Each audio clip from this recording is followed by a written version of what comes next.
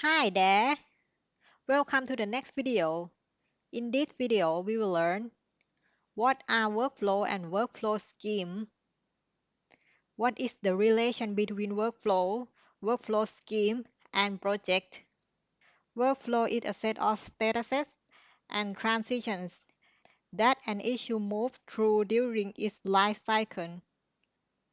There are default built-in workflows that cannot be edited. However, you can copy and use these workflows to create your own.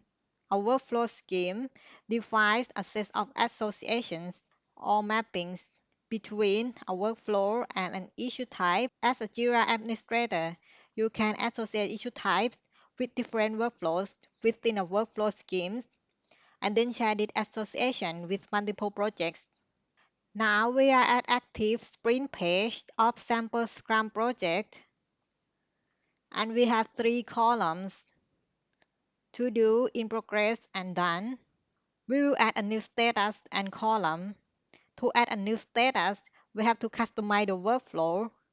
We may have different workflow for each issue type. For example, epic workflow, bug workflow, or story workflow.